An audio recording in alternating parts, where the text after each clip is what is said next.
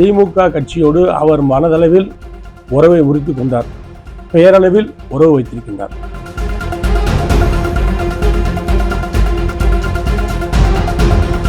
தாமரைக்கு வர்றதுக்கு ரெடியா இருக்கு. எல்லா கட்சியும் அங்க இருந்து வர ரெடிக்கிறார். தரிக்கக்கூடிய ஒரே ஒரு கட்சி இப்போ பிஜேபி மட்டுமே.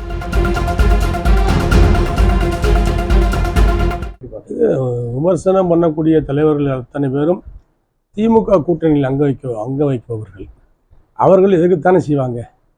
அவர்களுக்கு ஒரு பயத்தை, ஒரு பீதியை முருக பக்தர்கள் மாநாடு உருவாக்கி இருக்கிறது. ஆகவே அவர்கள் அதற்கான மாற்று கருத்தை தான் விதைப்பார்கள் ஒழிய இது நல்ல மாநாடு என்று சொல்வார்களா? ஆகவே மக்களை பொறுத்த மட்டில், பொதுஜனங்களை பொறுத்த மட்டில் முருக பக்தருடைய மாநாடு ஆன்மீகத்தினுடைய அடையாளமாக மதுரையில் நடைபெற்ற ஒரு எழுச்சி மாநாடாகத்தான் கருத வேண்டும். ஒரு 6 லட்சம் பேர் வந்திருக்காங்க அப்படிங்கிறத நீங்க எப்படி பாக்குறீங்க? அது ஒரு பிரம்மாண்டம், பிரம்மாண்டத்தின் உச்சம். மக்கள் மனசுல ஒரு மக்கள் மனத்தில் ஒரு மாற்றம் இருக்கிறது. ஆளுகின்ற கட்சிக்கு ஒரு ஏமாற்றம் கிடைக்கும். அதிமுக மீது அக்கறை கொண்டு திருமாவளவன் நீங்க பிஜேபியில போயிருக்க கூடாதுன்னு சொல்லிட்டு வந்தவரு பிஜேபி கூட்டணியில இருக்கிறதுனாலதான் என்னால உள்ள போக முடியாத நிலைமை இருக்கு அப்படிங்கிறத சொல்லியிருக்காரு. இதை எப்படி பாக்குறீங்க?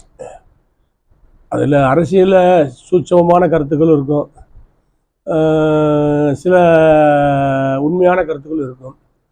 ஆனால் ஒன்று மட்டும் உறுதி, திருமாவளவன் சொல்லக்கூடிய கருத்துக்கள் அவருடைய உள்ளத்தின் அடித்தளத்திலிருந்து வரக்கூடிய கருத்துக்கள். திமுக கட்சியோடு அவர் மனதளவில் உறவை முறித்துக் கொண்டார், பெயரளவில் உறவு வைத்திருக்கின்றார். இதுதான் உண்மை. அவர் வந்தா பிஜேபியில வெளியேறா நான் வருவேங்கிறாரு. அப்ப வாய்ப்பு இருக்கானே. அப்படி வருகின்ற ஒரு சூழ்நிலை வருகின்ற நேரத்தில், அந்த நேரத்தில் வந்து கழக பொதுச்செயலாளர், அதிமுக பொதுச்செயலாளர் அருமையான எடப்பாடியார் அதற்கான முடிவுகளை எடுப்பார்.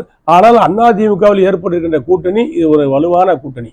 இதிலே மாற்றம் எதுவும் வரக்கூடிய வாய்ப்புகள் சிறிதளவும் கிடையாது. அதிமுக கூட அந்த கூட்டணியில இருந்து வெளியேறி அதிமுக கூட்டணி சேருன்னு சொல்லி அரசியல் நோக்கர்கள்லாம் சொல்றாங்க. அதை நீங்க எப்படி பாக்குறீங்க? நீங்க மதிமுக மட்டும் கிடையாது, விடுதலை சிறுத்தைகள், மதிமுக, வேல்முருகன் கட்சி, வாழ் உரிமை கட்சி, மார்க்சிஸ்ட் கம்யூனிஸ்ட் கட்சி, இந்திய கம்யூனிஸ்ட் கட்சி, எல்லா கூட்டணி கட்சிகளும் காங்கிரஸ் வரைக்கும், தேசிய காங்கிரஸ் வரைக்கும் இன்னைக்கு வந்து திமுக தலைமை மீது, கட்சி மீது அதிருப்தியில் இருக்கின்றதற்கு அடையாளமாகத்தான் எங்களுக்கு அதிக சீட்டு வேண்டும், எங்களால் தான் நீங்கள் ஆட்சிக்கு வந்தீர்கள், பலனடைந்தீர்கள், பக்குவப்பட்டீர்கள், பலன்களை அனுபவித்து வருவீர்கள், ஆனால் உங்களுக்கு உறுதுணையாக இருந்த எங்களுக்கு எந்த விதமான லாபமும் இல்லை, நாங்கள் கொடுத்த கோரிக்கைகளையும் நிறைவேற்றவில்லை, நீங்கள் சொன்ன கோரிக்கைகளையும் நிறைவேற்றவில்லை. ஆகவே வந்து இந்த முறை நாங்கள் தேர்தலில் அதிக சீட்டுகளை கேட்போம், பெறுவோம் என்ற ஒரு கண்டிஷனை போடுகிறார்கள் என்று சொன்னால் அங்கே ஒரு பூகம்பம் எழுகிறது என்றுதானே அர்த்தம். ஆகவே திமுக கூட்டணியில் சலசலப்பு ஏற்பட்டு விட்டது, அங்கே பிரச்சனை உருவாகிவிட்டது. அந்த கூட்டணியும் முறியக்கூடிய வாய்ப்பு இருக்கிறது, வெளியேறக்கூடிய வாய்ப்பு இருக்கிறது. எல்லாம் கரெக்டுனே. ஆனா தடுக்கிறது ஒரே ஒரு கட்சி தானே. எது? தாமரைக்கு வர்றதுக்கு ரெடியா இருக்கு. எல்லா கட்சியும் அங்க இருந்து வர ரெடிக்கிறார். தடுக்கக்கூடிய ஒரே ஒரு கட்சி இப்போ பிஜேபி மட்டுமே. காலம் இருக்கிறது, நேரம் இருக்கிறது, அதற்கான தருணம் இருக்கிறது. சமயம் சந்தர்ப்பம் வருகின்ற பொழுது மாற்றங்கள் வரும். அதற்காக வந்து நம்பியவர்களை ஏமாற்றுகின்ற பழக்கம் அதிமுகவுக்கு கிடையாது. நம்பி ஆதரவு கொடுத்தவர்களை ஏமாற்றுகின்ற பழக்கம் எங்கள் அண்ணன் எடப்பாடியாருக்கு கிடையாது. ஆகவே வந்து வருகின்றவர்கள் எங்களோடு உறவு வைத்துக் கொள்ளலாம், எங்களோடு கூட்டணி வைத்துக் கொள்ளலாம். அதை அதிமுகவுடைய தொண்டர்கள் முழுமனதோடு ஏற்றுக்கொள்வார்கள். காலத்தின் சூழ்நிலை, திமுகவை எதிர்க்கின்ற கட்சிகள், திமுக ஆட்சி வரக்கூடாது என்று எண்ணுகின்ற கட்சிகள், திமுக ஆட்சியை வீட்டுக்கு அனுப்ப வேண்டும் என்று எண்ணுகின்ற கட்சிகள் எல்லாம் அதிமுகவுடைய தலைமை ஏற்க வேண்டிய காலம், சூழ்நிலை, சந்தர்ப்பம் வந்து கொண்டிருக்கிறது.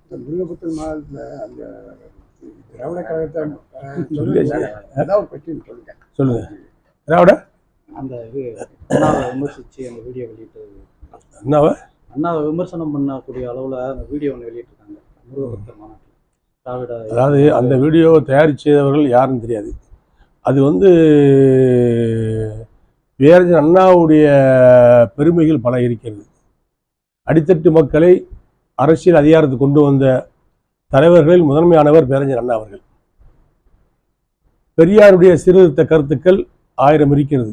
அதில் பல பல இடங்களில் பல நேரங்களில் சில பேர்களுக்கு பிடிக்காத கருத்துக்களாக இருக்கலாம், பல பேருக்கு பிடித்த கருத்துக்களாக இருக்கலாம். அதுபோல் அண்ணாவுடைய பேச்சும் நடையும் எழுத்தும் செயலும் சிலருடைய மனதை புண்படுத்தியிருக்கலாம். அதனுடைய வெளிப்பாடாக அந்த படம் இருக்கலாம் ஒழிய அண்ணாவை பொறுத்த மட்டில், பேரறிஞர் அண்ணாவை பொறுத்தவரை அவர் பேரறிஞர், பெருந்தகை என்ற பொருளுக்கு சொந்தக்காரர். ஆகவே அண்ணாவுடைய திறமைகள் இருந்தது காரணத்தினால்தான், அண்ணா என்ற ஒருவர் பிறந்த காரணத்தினால்தான் சாமானியன், அடித்தட்டு மக்கள், ரிக்ஷா ஓட்டுவர், ஆட்டோ ஓட்டுநர், கைவண்டி இழுப்போர், மூட்டை தூக்குவோர் இவர்களெல்லாம் வந்து சட்டமன்ற உறுப்பினராகி அமைச்சராகி கோட்டையில் அமரக்கூடிய ஒரு வாய்ப்புகள் கிடைத்தது. அதற்கு பின்பு அதே பாணியிலே புரட்சித் தலைவர் எம்ஜிஆர் ஏழை எளிய மக்களுடைய அடித்தட்டு மக்களுடைய குறைகளை பேசுவதற்காக இந்த பகுதியிலே அந்த சமூகத்திலே வாழ்ந்த மக்களுக்கே வாய்ப்பு கொடுத்து அவரை சட்டமன்ற உறுப்பினராக்கி மூட்டை தூக்கிய தொழிலாளிகளாக அமைச்சராக பார்த்த அழகு பார்த்த தலைவன் புரட்சித் தலைவர் எம்ஜிஆர். புரட்சித்திலே அம்மா அவர்கள் என்னை போன்ற பிற்படுத்தப்பட்ட சமுதாயத்தை சேர்ந்தவனுக்கெல்லாம் சட்டமன்றத்திலே வாய்ப்பை கொடுத்து அமைச்சராக அழகு பார்த்த தலைவி புரட்சித்திலே அம்மா அவர்கள். இன்றைக்கு எடப்பாடியில் அதனுடைய பாணியிலே செல்லக்கூடியவர்கள். நாங்கள் எல்லாம் பேரறிஞர் அண்ணாவுடைய வழியிலே, புரட்சித் எம்ஜிஆருடைய வழியிலே, அம்மாவுடைய காட்டிய வழியிலே பேரறிஞர் அண்ணாவுடைய கொள்கைகளும் புரட்சித் தலைவர் எம்ஜிஆருடைய கொள்கைகளும் புரட்சித்திலே அம்மாவுடைய ஆன்மீக கலந்த அரசியலும் இன்றைக்கு எடப்பாடியார் கையில் எடுத்திருக்கின்ற அரசியல். ஆகவே ஒரு நிகழ்ச்சியில் நடக்கின்ற 99% நல்ல நிகழ்வுகளை பற்றி நாம் பேசுவோம்.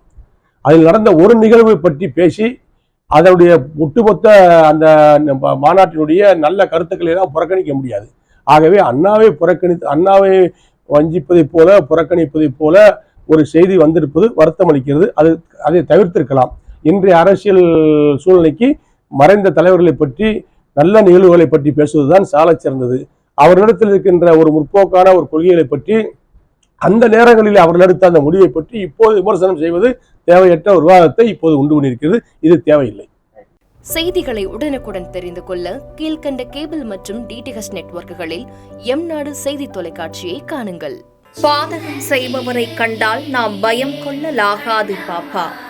மோதி மிதித்து விடு பாப்பா, அவர் முகத்தில் உமிழ்ந்து விடு பாப்பா. அண்மை செய்திகளை உடனுக்குடன் தெரிந்து கொள்ள இணைந்திருங்கள் எம்நாடு தொலைக்காட்சியுடன்.